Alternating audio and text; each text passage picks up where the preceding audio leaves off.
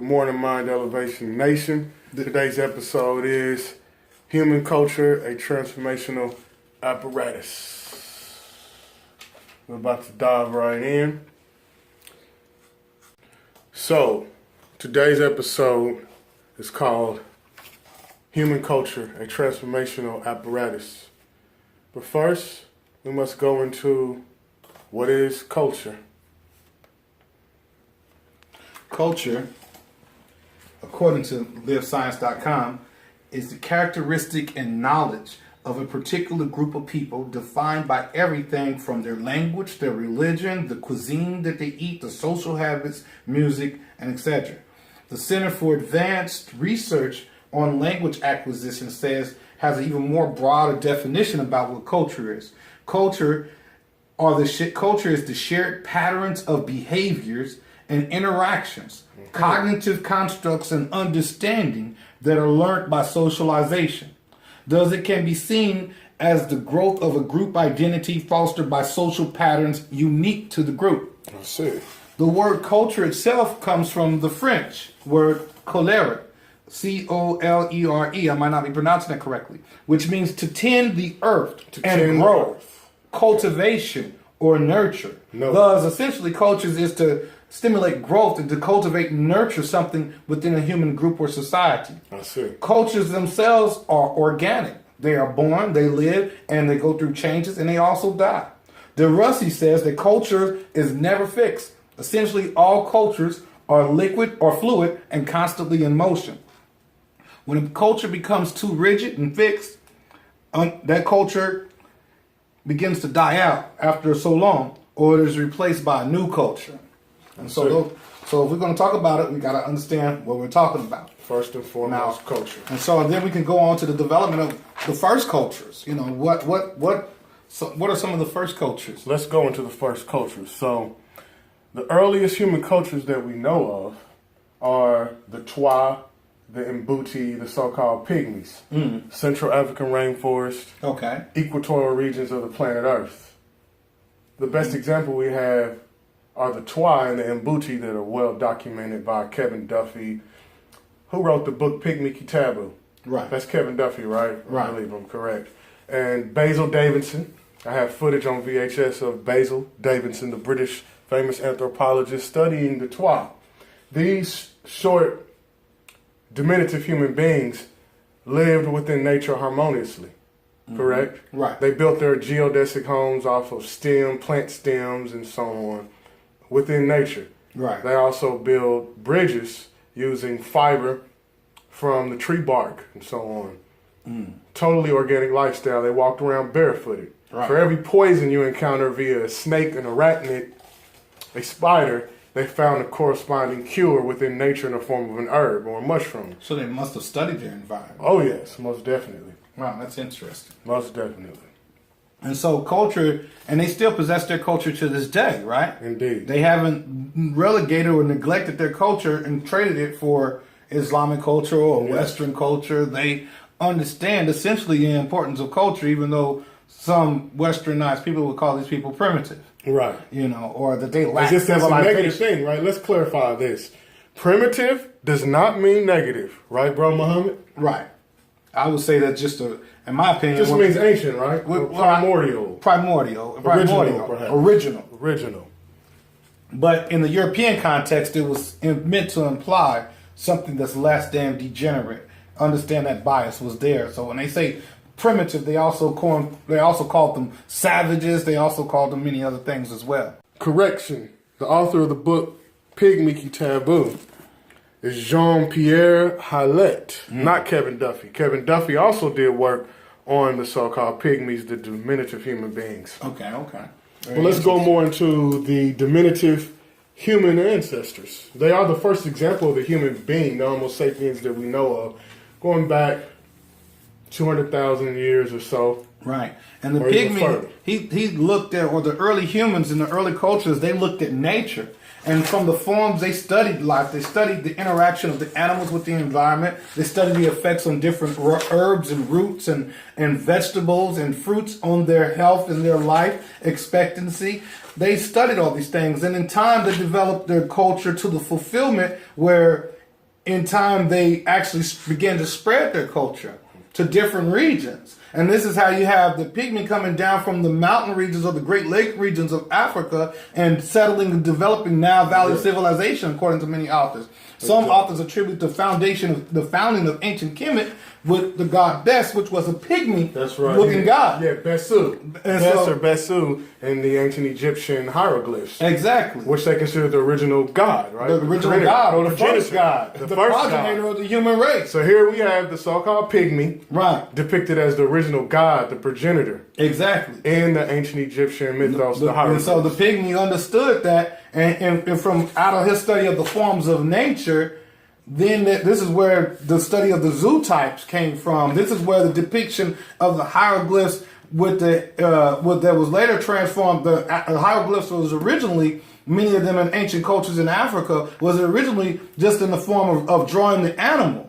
But in ancient Kemet, they became anthropomorphic. Anthropomorphic. To back you up, to buttress your claim, I want to share this with you here. The pygmy constitutes a totally distinctive race. We'll put that in quotation marks because we can go into that another time. Well, that's just bias. Right. Yeah. Striking. There's a lot of bias in Yeah. racist. Oh, yeah. Exactly. I highlighted it. No, not entirely true. It says right here, not entirely true in my notes.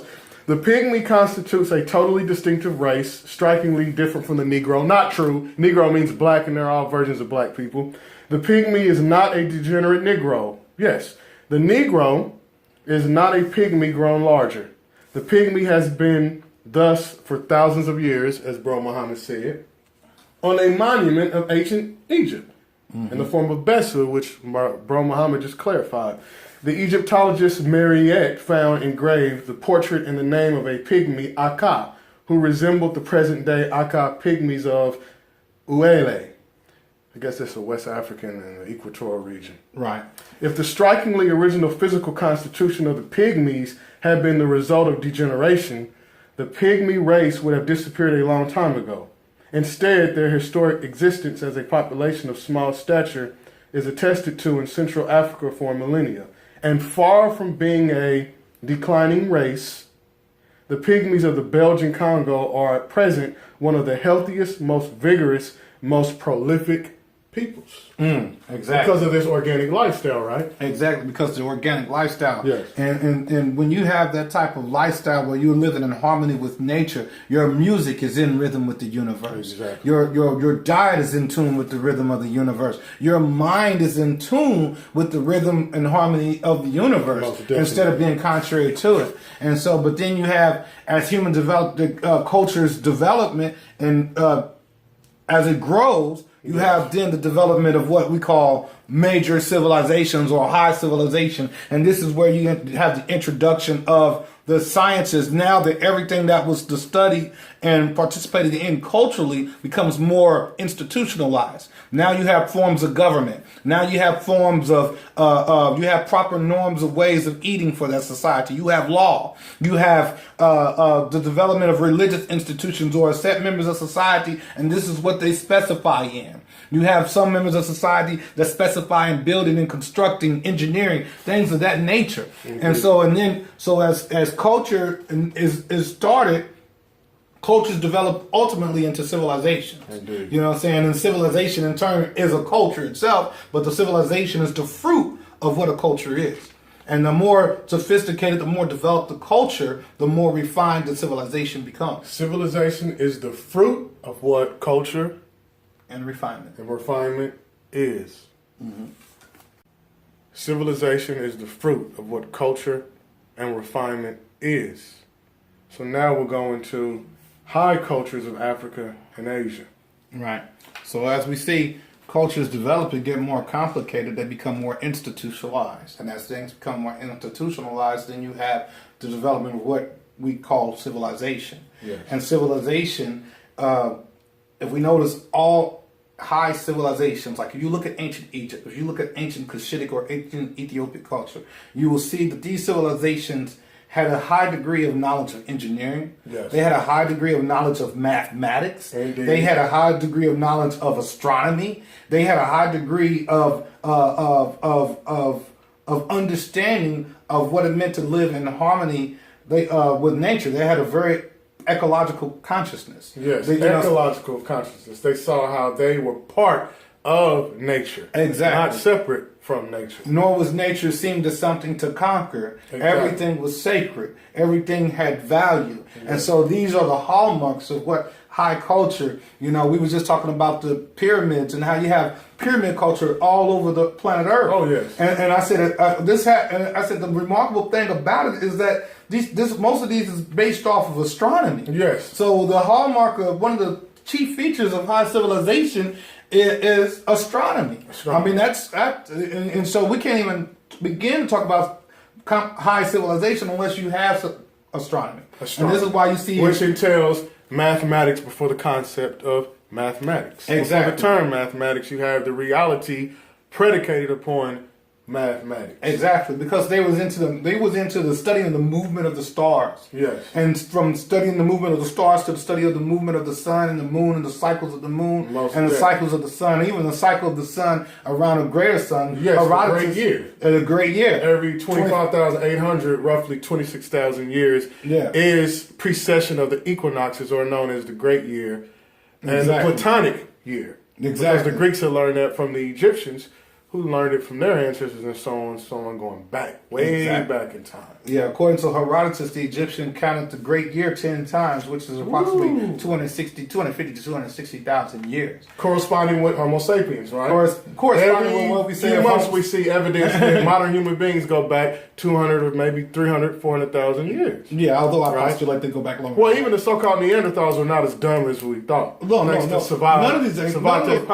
of those ancient types of men were ever as ignorant. That was all early 20th century European bias. Exactly. I mean, you never met a Neanderthal to measure his intelligence. Exactly. We don't know. And so it's very speculative and very assumptive based off of no facts. But now we have more archaeological evidence from that time period that says, some of these different type of human groups, they were making stone tools. They were drawing works of art and things of that nature. So these people possessed, even Neanderthal and other types of hominids possessed some level of culture. Right. You know what I'm saying? Musical instrument. Exactly. The flute goes back thousands upon thousands of years. They make the flute out of old bones, hollowed out bone. And they would make the flute and just put some holes in that, and you had the beginning and the origin of what later became developed into the flute. And that, according to this book called, I forgot what it's called years ago, but the hallmarks of high civilization is astronomy, mathematics, institutionalization of government. Yes. And then you have agriculture. That's definitely a hallmark of high civilization. I mean, that's really the basis of high civilization. When you have sustained and maintained continuous agriculture, that's when you have the luxury of establishing and settling yourself in one area, one specific geographical region, and begin to develop the arts and the sciences from there. So let's highlight concrete examples. We know about the ancient Egyptians. We know about the Mayans, We know about Harappa in modern day Pakistan. Right. And there's ancient Cushitic cultures in Arabia and in East Africa. We have to remember that. Even under the sands of Arabia, they've discovered at least 1,500 tombs. Pyramidal structure and shape, many of them. Like you find in the southern Sudan and in Ethiopia and places like that, those small little pyramids. You find some of those same types of tombs and monuments under the sands of Arabia. So you have, and the Kushites claim that they spread civilization to the whole world. This is their claim. I just met a sister and she was like, we gave the world civilization.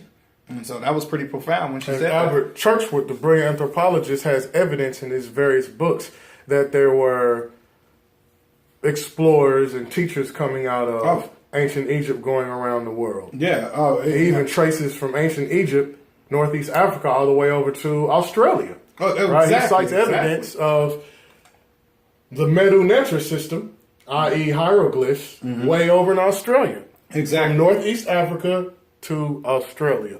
Exactly. I mean, and, also Joseph Baldwin in the book, The Prehistoric Civilizations. That's right. He goes into the ancient Kushites, the ancient Kemites, which they were the same people. There wasn't really too much of a difference. It was just in terms of I'm South Side, you West Side, but they always consider themselves as one people, to a large degree in terms of their, it was only black people at that time. Right. So contrary to popular belief, there existed many instances of a high degree of civilization, which was organic, which was highly efficient in many aspects prior to the prior to Greek civilization. Prior to the Greco-Roman civilization. Exactly, because this is where a lot of European textbooks and things try to orientate us as though civilization began in Greece, or if it did begin in Egypt, the Egyptians were white, when it's undoubtedly the Egyptians were melanated from my complexion to very dark-skinned black people.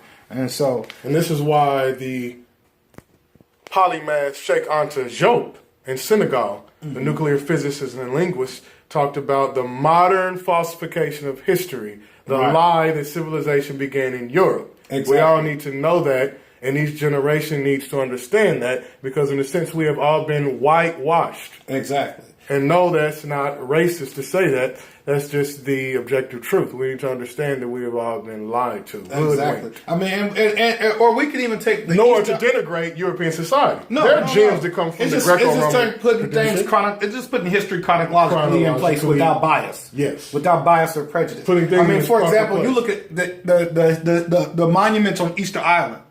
The monuments on Easter Island been there for thousands of years. Who did that? What technology, what science, what level of civilization did these individuals achieve in order to do that? The same with the Olmec heads in the Yucatan Valley. What degree of sophistication of technology and civilization enabled them to do that? Mechanics. That's remarkable. That means they had what we call engineers back then. Exactly. Engineering is actually an ancient science. It's not new, but we think it's new. We presented to it that it's always new, but it's not new. Engineering was taking place in the ancient black world. Engineering was taking place in ancient China. Engineering was taking place in ancient America before there was even a Caucasian setting foot on the soil of these lands. The black nation, the original people of the earth, was already engaged in developing high civilization.